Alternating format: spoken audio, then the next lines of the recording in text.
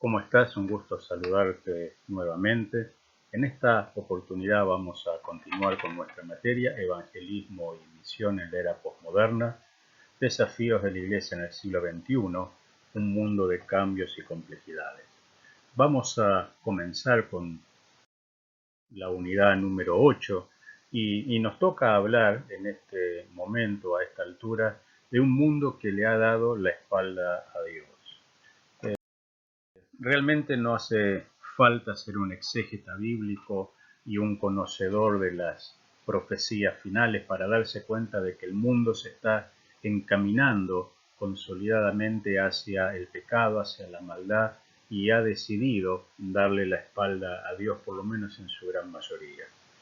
Hoy en día, como vos sabés, todo es relativo, circunstancial, permeable, depende de nuestra decisión del momento, de nuestros intereses circunstanciales. Por ende, se carcome día por día los valores fundantes de la sociedad occidental, estos valores cristianos que a través de la historia nos permitieron ir formando nuestra cultura y ser lo que hoy somos. Es cierto, con errores, con defectos, con dificultades, pero un mundo que nos fue dado gracias a la herencia cristiana de las personas que nos precedieron. Es por la Iglesia protestante que hoy conocemos y tenemos hospitales, escuelas, universidades, asilos, asegurados derechos laborales, derechos humanos, libertad, democracia. John Locke es el que inspiró finalmente a Rousseau en la Revolución Francesa, y es en esencia la dignidad de las personas a partir de la obra de Jesús en cada uno de ellos y en nosotros la que ha modelado nuestro mundo. Sin embargo, este mundo cimentado sobre bases cristianas está siendo erosionado de manera vertiginosa y creciente.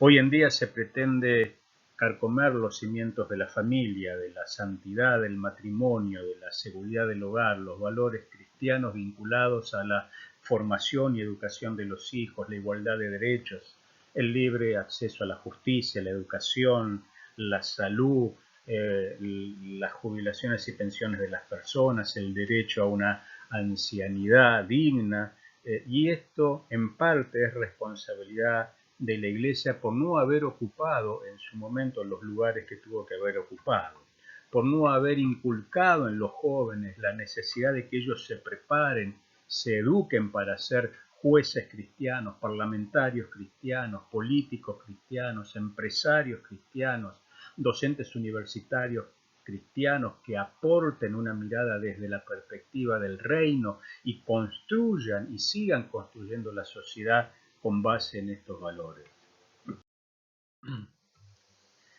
El mundo sigue encaminándose hacia la depravación y hoy esto es sumamente visible y ostensible en cualquier detalle de la vida cotidiana que nos toca tratar y desarrollar cada uno de nosotros. En este sentido vivimos bajo la era que se llama de open mind, ¿no? De la mente abierta, en un mundo de constante degradación y desviación, donde bajo la excusa de este rótulo de open mind o de mente abierta, cada uno va haciendo y diciendo lo que le parece, obviamente en función de sus intereses, de su placer circunstancial, de sus necesidades del momento, y así se vincula con el resto de las personas, a partir de su egocentrismo, a partir de su necesidad y a partir de su moral circunstancial, que va cambiando día por día, porque no es la misma la moral que pueden decir que tienen hoy que la que tuvieron ayer o la que van a tener mañana. A ver, fijémonos en un ejemplo bastante paradigmático, pero real en nuestro mundo, ¿no? Hoy viene un nene, una niña de 5, 6, 7 años al padre o a la madre y le dice quiero fumar, y obviamente el padre le va a decir que no. Y le va a decir quiero tomar un whisky o alcohol, y obviamente el padre le va a decir que no. Pero si le dice no me siento un nene o una nena, un varón o una mujer, no me identifico con el sexo que tengo, y lo va a llevar al terapeuta para analizar y ver la posibilidad de que se cambie de sexo. Algo tan demencial como esto es lo que está aconteciendo en nuestra sociedad hoy en día. Dice el libro de Isaías, capítulo 5, ya el Señor profetizando y hablando de todo esto, ¿no?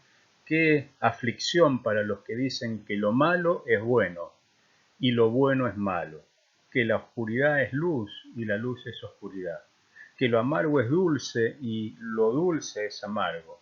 Qué aflicción para los que se creen sabios en su propia opinión y se consideran muy inteligentes. Estamos en esta época, en la época a lo cual se le dice bueno a lo malo, malo a lo bueno, se confunde la oscuridad con la luz, la dulzura con la amargura, y todo es lo mismo, todo es relativo y depende de cada uno de nosotros, de la visión, de la óptica que tenemos, y esta relatividad no hace más que profundizar, como decíamos clases pasadas, la injusticia social y el alejamiento del hombre de Dios. Este mundo le ha dado la espalda a Dios, podemos afirmar, y en efecto, a la fecha, el número, por ejemplo, total de cristianos asesinados por su fe aumentó un 60%. De 2.983 casos que había en la lista mundial de persecución en el año 2020 a 4.761 cristianos que murieron por su fe en el 2021. África es por lejos el continente en el que se produjo la mayor cantidad de estas muertes de personas que por su fe en Jesús tuvieron que morir. Y estas personas siguen hablando hacia nosotros respecto de este creciente desapego a las cosas eternas y de Dios. Podemos ver esto con gráficos, ¿no? Cristianos secuestrados o desaparecidos también pasaron de 1052 a 1710 y hay hoy en día 340 millones de cristianos que viven en países donde se los persigue, con lo cual hay 340 millones de hermanos nuestros que son perseguidos por su fe y que no saben qué va a pasar con sus vidas el día de mañana o de acá a un mes, porque va a depender del Estado, de las circunstancias, de los políticos de turno, pero cierto es que son perseguidos por haber creído y confiado en Jesucristo. Este nivel de violencia es sumamente alto, pero se va incrementando con el correr de los años. Hoy, 1 de cada 7 cristianos son perseguidos en todo el mundo, un indicador bastante alto. 1 de cada 7 hermanos nuestros son perseguidos y tienen peligro, riesgo de muerte por confesar a Jesús como Señor de sus vidas. 1 de cada 5 cristianos es perseguido en África, un número también sumamente alarmante y que va creciendo año tras año. 2 de cada 5 cristianos son perseguidos en Asia, se duplica el número de cristianos perseguidos por su fe en países del continente asiático. Y el panorama es bastante desalentador en muchos de estos países en los años próximos. Y 1 de cada 10 es perseguido en América Latina.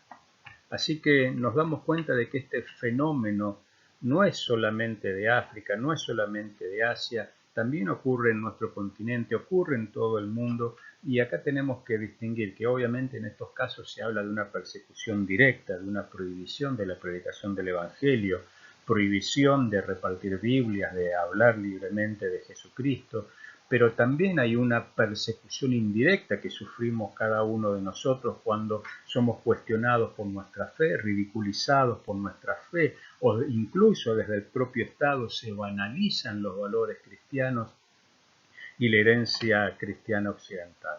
Este fenómeno está creciendo día por día y no solamente tenemos que involucrarnos en la oración por nuestros hermanos para ayudarles en su etapa de persecución, sino también para evitar que en nuestros países se siga incrementando el cuestionamiento de la libertad religiosa, de la libertad de conciencia, se relativice la vida, se relativice los valores de la familia, del matrimonio, de los hijos y un montón de otras cosas más. 360 millones de cristianos sufren niveles altos de persecución o sufrieron niveles altos de persecución en el 2021. Todavía no están los resultados de este año, pero seguramente será mayor. Pero al año pasado, 360 millones de cristianos fueron perseguidos de distintas formas por abrir su boca y decir que confesaban a Jesús como Señor y Salvador de sus vidas.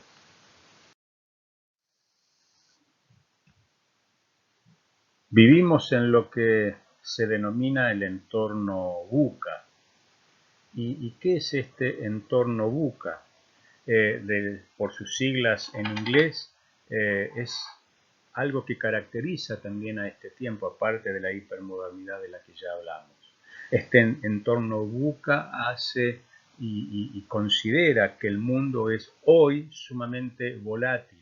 Hay una profunda y densa volatilidad del mundo, una creciente incertidumbre por distintos aspectos, desde guerras, violencia, homicidios, injusticia, corrupción, catástrofes, desastres climáticos y un sinfín de razones que hacen que hoy la vida, futuras enfermedades, virus, que hacen que la vida hoy en nuestro planeta sea ciertamente y cree una creciente incertidumbre y sea ciertamente difícil.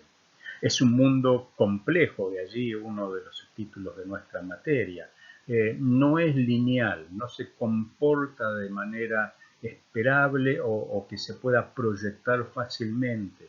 Es un mundo sumamente complejo con un montón de aristas que debemos considerar y tener en cuenta y obviamente, por como veníamos diciendo, es un mundo sumido en la ambigüedad, en el relativismo, donde todo es válido, pero no todo es válido, donde se hace lo que yo quiero, cuando yo lo quiero, como lo deseo y de la forma en que lo necesite. Este entorno VUCA, volátil, incertidumbre, complejo y ambiguo, también es una característica de nuestro tiempo.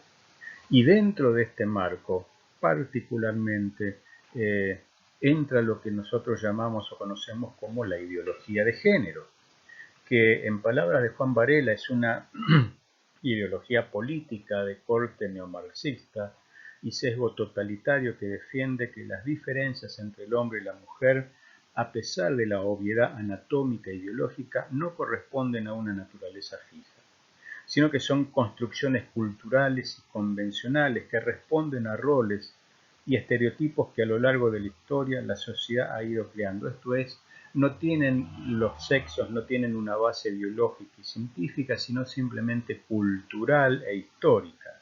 Algo que obviamente es bastante ridículo, pero así se percibe. En torno a este discurso se desarrolla toda una maquinaria sociopolítica que por los intereses que ahora mencionaremos actúa como ideología impuesta en muchos países e incluye multas, inhibiciones profesionales a quienes se opongan o la critiquen.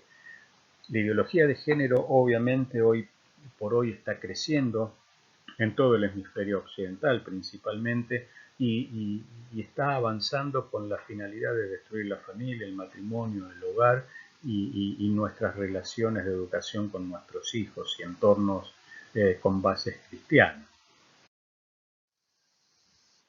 La ideología de género, va a decir Joseph Ratzinger, el ex papa, el papa anterior, Benedicto XVI, va a decir que la ideología de género es la última rebelión de la criatura contra su condición de criatura. Es lo último que puede hacer para rebelarse contra sí mismo, dice Ratzinger. Con el ateísmo, el hombre moderno pretendió negar la existencia de una instancia exterior que le dice algo sobre la verdad de sí mismo, sobre lo bueno y sobre lo malo, con el materialismo. El hombre moderno intentó negar sus propias exigencias y su propia libertad que nacen de su condición espiritual. Ahora, con la ideología de género, el hombre moderno pretende librarse incluso de las exigencias de su cuerpo, de su propio cuerpo, obviamente hombre o mujer, y se considera un ser autónomo que se construye a sí mismo, una pura voluntad que se autocrea y se convierte en un Dios para sí mismo. esta fascinación por el placer, por el hedonismo, por lo material, incluso en contra de lo evidente, de lo biológico, de lo natural, nos habla definitivamente de un mundo que le ha dado la espalda a Dios. Y hay 5 corrientes predominantes dentro de la ideología de género. En primer lugar, la corriente de las lesbianas, de los gays, de los transgéneros, de los bisexuales y de los queens, que es todo aquello que queda abierto hacia adelante, ¿no? Los precursores de la ideología de género proceden básicamente de la llamada Escuela de Frankfurt. A partir del año 1923, un grupo de intelectuales, filósofos, científicos, críticos, comenzaron a reunirse para pensar en un nuevo marxismo. Se dieron cuenta que por la revolución y la violencia ya no era posible que el marxismo pudiera derrotar al capitalismo, dado que hasta los obreros se habían acostumbrado a la buena vida ofrecida por el capitalismo, y se dieron cuenta que había que hacer un giro, ¿no? Ellos eran miembros del Instituto para las Investigaciones Sociales de la Universidad de Frankfurt y bajo la dirección de Karl Grünberg, entre ellos Max Horkheimer, Teodoro Adorno, Herbert Marcuse y Walter Benjamin, empezaron a decir: la revolución ahora tiene que venir por la cultura, es mediante y a través de la cultura que se pueden derrotar y derrocar los valores que dieron paso al capitalismo y al mundo occidental. Y allí empezaron a trabajar. Ellos propiciaban un resurgimiento del nuevo marxismo, pero no con los métodos tradicionales de lucha, de revolución de clases y demás, sino utilizando, como decíamos, la cultura como elemento de formación y propagación. La meta era quitar del medio las instituciones cristianas occidentales, básicamente tradicionales, para facilitar su propagación, esto de familia, matrimonio, justicia, educación y por supuesto la Iglesia, que es la entidad o institución que mayor cantidad de reparos y de rechazos le ofrece y batalla le ofrece a la fecha. Ellos tienen en su agenda la deconstrucción del matrimonio, de la Iglesia, y es cierto, ellos reconocen en la familia, en la Iglesia, en el matrimonio, los únicos bastiones que hoy por hoy le hacen frente para poder dominar con esta ideología todo el mundo occidental. Gran influencia tuvo en este proceso de desarrollo ideológico Antonio Gramsci. Él decía que el proletariado puede convertirse en clase dirigente y dominante en la medida en que consiga crear un sistema de alianzas de clase que permita movilizar en contra del capitalismo y el Estado burgués. Esto es una lucha de clases, una alianza de clases puede movilizarse contra ellos, ¿no? Y a la mayoría de la población trabajadora, en la medida en que consigue obtener el consenso de las amplias masas campesinas. Él decía: los campesinos, la clase trabajadora, proletariada es mayor, lo único que tienen que hacer es unirse, forjar alianzas y combatir y movilizarse para combatir el capitalismo y el Estado burgués. En el mismo texto él va a agregar que el campesinado está fuertemente dominado en términos culturales y en su visión del mundo por la burguesía. Entonces, es movilizando y revirtiendo esta perspectiva cultural que vamos a obtener la victoria, decía él. Y eso es lo que quiere romper Gramsci, utilizando como medios la movilización de las masas, pero fundamentalmente la cultura como herramienta idónea para ir desquebrajando la estructura de valores del capitalismo y de Occidente. Foucault va a ser considerado el patriarca intelectual de la ideología de género hasta el día de hoy, y él obviamente era un admirador no solamente de los delincuentes, a los cuales no había que encarcelar y que había que ser tolerante respecto de ellos porque eran consecuencia de una mala sociedad, sino también elogiaba y estaba a favor de la sodomía. Simone de Beauvoir, fundadora del feminismo, ella sostenía y enseñaba que no se nace mujer, sino que se llega a ser mujer por una decisión, ¿no? Por una decisión voluntaria, algo que no solamente contradice la ciencia y la biología, pero que sí se estructura a partir de una construcción cultural. El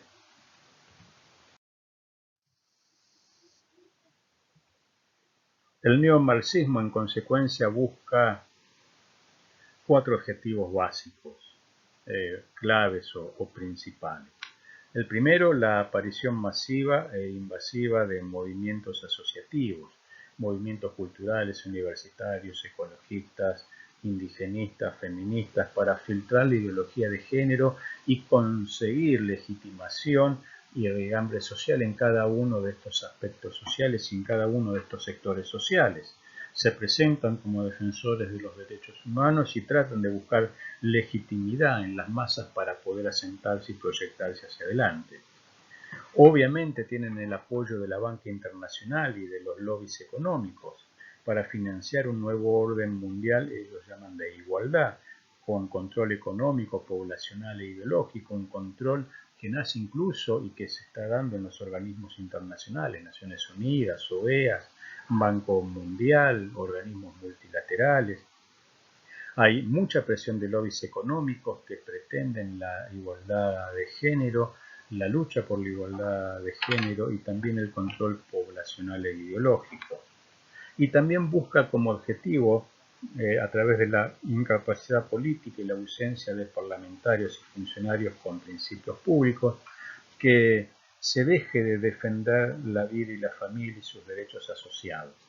Y aquí utilizan la inoperencia política, la ausencia de parlamentarios cristianos, la corrupción política vigente. ¿Y cuál es el objetivo?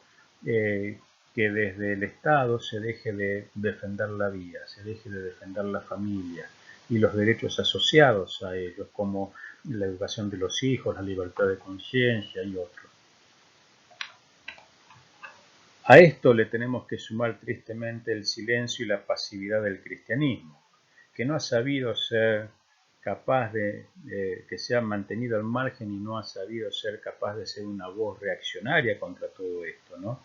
Desde las asociaciones y consejos eclesiásticos no hemos sabido movilizar, crear conciencia y buscar un frente unido y unánime para contrarrestar todas las enseñanzas de la ideología de género y toda esta presión que está habiendo para desestabilizar valores morales y valores cristianos en el mundo. Y ahí en parte hemos sido cómplices por la inacción de la Iglesia en cada uno de estos temas. Y tenemos que tener en cuenta esto, ¿no? Que no es simple a veces de tener presente cómo moverse, porque la ideología de género ha sido muy eficaz, muy eficiente en lograr una transversalidad, esto es, ser apoyada por gobiernos de izquierda, por gobiernos de derecha, por gobiernos populistas y por gobiernos incluso hasta de tinte un poco más conservador, pero ha sabido mezclarse y obtener beneficio y rédito político independientemente de las posiciones políticas de cada uno de los gobiernos de nuestros países. La ideología de género tiene estos 4 objetivos básicos: liberar al hombre y a la mujer de las limitaciones que le impone la naturaleza o la biología. Para ellos el género no es un tema que tenga que ver con la ciencia y la biología, sino es un proceso meramente sociocultural de aprendizaje. Conseguir la destrucción de la familia y del matrimonio como instituciones sociales, relativizando la moral de las instituciones y de las personas. Abolir, ellos pretenden abolir la cultura judeo-cristiana, sus valores y principios, y la Iglesia hoy por hoy es el principal enemigo para combatir por su potencial resistencia, con lo cual ellos van a perseguir denodadamente y de manera sistemática a la Iglesia y a los cristianos. Y pretenden obviamente imponer un nuevo orden mundial basado en una aparente sociedad igualitaria en la cual todos sean libres para hacer básicamente lo que mejor les parezca. A eso ellos le llaman libertad. Sin restricciones morales, sin restricciones de valores, sin restricciones de conciencia, cada uno puede hacer lo que quiere, cuando quiere y de la manera que quiere. La idea es obviamente eliminar a la Iglesia y todo lo que tenga que ver con la Iglesia Y por ende nosotros podemos afirmar que estamos viviendo en la época de un postcristianismo vertiginoso, donde el cristianismo se levanta como barrera de resistencia para cada una de estas cosas, y aquí la Iglesia y el Señor fundamentalmente necesita del compromiso de cada uno de nosotros para liderar y encabezar con nuestra voz y ejemplo la lucha. Hay básicamente 10 mandamientos centrales o principales que tiene la ideología de género. Ellos hablan de un feminismo radical, una victimización y exaltación exagerada de la mujer, la cultura de la sospecha de todo lo que proceda de los varones. Van a hablar de igualitarismo, ¿no? La negación de las diferencias biológicas entre individuos. Es un proceso cultural, no biológico, y ellos van a hablar e incluso van a discutir y debatir sobre lo que llaman un género fluido, ¿no? Que se va adaptando culturalmente a cada una de las necesidades que cada uno perciba de sí mismo. Obviamente están a favor del anticristianismo, una oposición beligerante y activa hacia todo lo que tenga raíces judío-cristianas en Occidente. Van a ampararse o van a pretender la libertad sexual extrema, ¿sí? La promoción hasta límites exagerados de la cultura homosexual o queer. Colonización ideológica, hay que imponer programas de adoctrinamiento desde la infancia, por eso el Estado quiere quitarle a los padres la responsabilidad de la educación de los hijos y que pase solamente la formación de estos temas en la escuela, en los colegios y de la mano del Estado, cosa que obviamente nosotros rechazamos vehementemente. Ellos van a hablar y se van a amparar en el relativismo moral, la negación de valores universales y de ética normativa. Todo es admisible, todo vale, todo es permitido, todo sirve al open mind. Van a ser consecuentes con el liberalismo ético, apoyando y normalizando de todas las conductas tales como el aborto libre, la promiscuidad sexual, la pedofilia, el lesbianismo, el ateísmo, etc. Van a levantar la bandera del hedonismo, buscar el placer como un fin en sí mismo y sin restricciones éticas o morales de ningún tipo. Van a hablar de dictadura ideológica, esto es pensamiento único y rechazo frontal y beligerante a todo lo que no esté a favor de la ideología de género, y la destrucción ontológica del ser humano, esto es llegar a la raíz antropológica del hombre, decir, esto es una estructura cultural y hay que avanzar para que el hombre tenga una nueva dinámica de ahora en adelante. Como te darás cuenta, estos 10 mandamientos básicos de la ideología de género son muestra más que suficiente y acabada de los niveles de perversidad y de alejamiento que hay de la palabra y de la voluntad de Dios en este tiempo. Si profundizamos un poco más en la teología queer, desde Foucault hasta Judith Butler, vamos a ver que es una corriente teológica que se ha desarrollado a partir del enfoque filosófico de la teoría queer, construido sobre estudiosos como Michel Foucault o Guy Le Rubin o Ebert Osofsky, Judith Butler. La teología queer básicamente se apoya en el principio de que la diversidad de géneros y orientaciones sexuales ha estado siempre presente en la historia de la humanidad, incluida en la Biblia. Por ende, la Biblia permite esto y la Biblia apoya este principio de diversidad y orientación de género y sexual. Va a decir Judith Butler que la teoría queer es un conjunto de ideas sobre el género y la sexualidad humana que sostiene que los géneros, identidades sexuales y las orientaciones sexuales no están esencialmente inscritos en la naturaleza biológica humana. ¿Entendiste esto?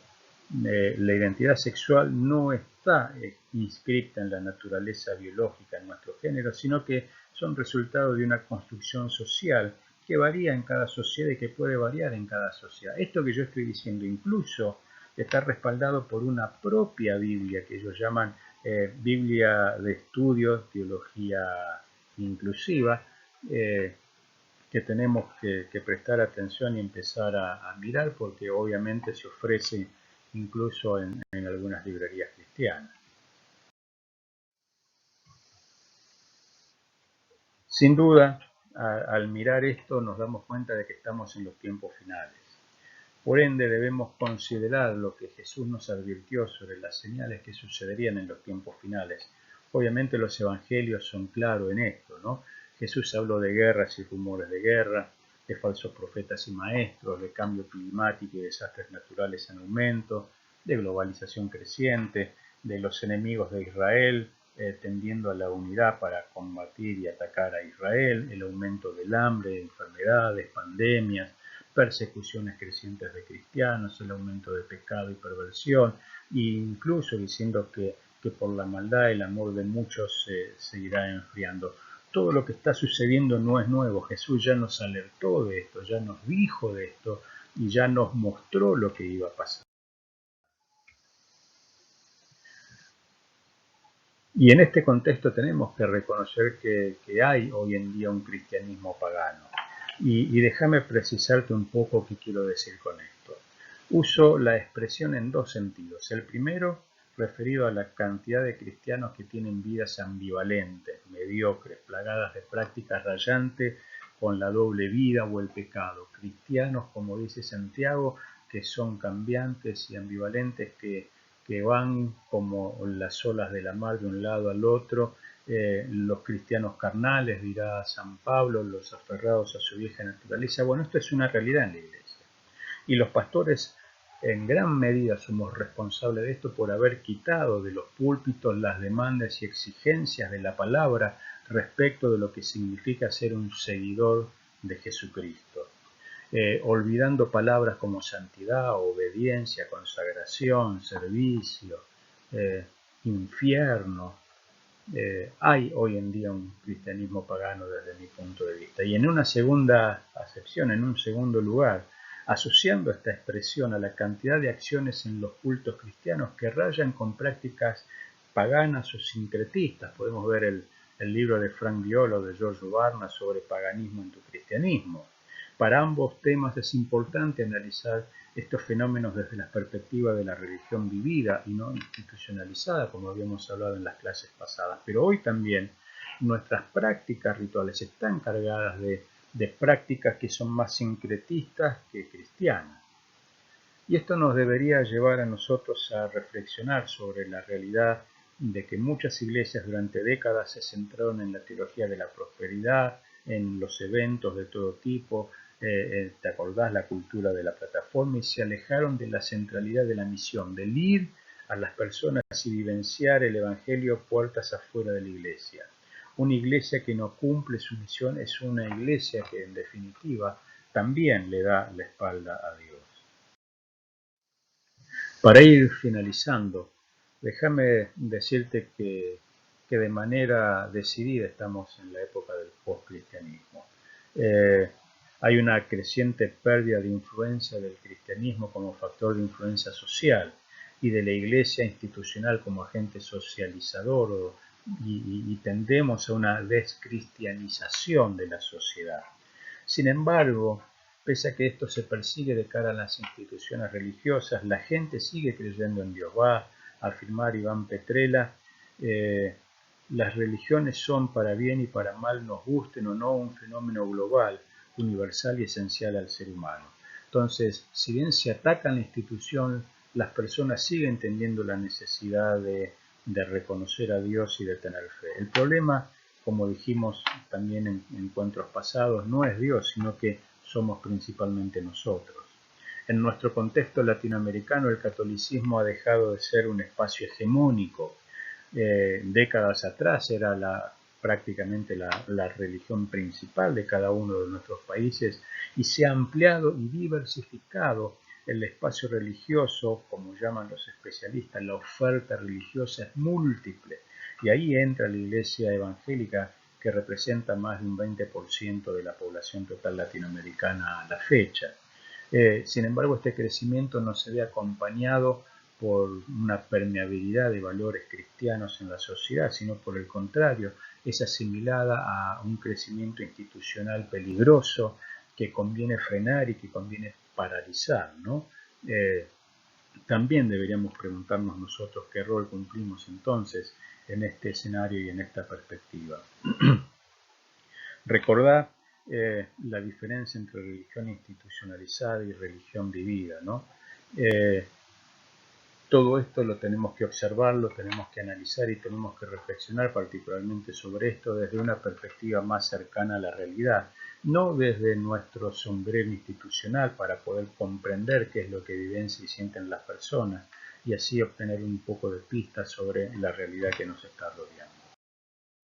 Bueno, muchas gracias nuevamente, espero que te haya sido de utilidad la clase y nos encontramos en nuestro próximo encuentro. Dios te bendiga.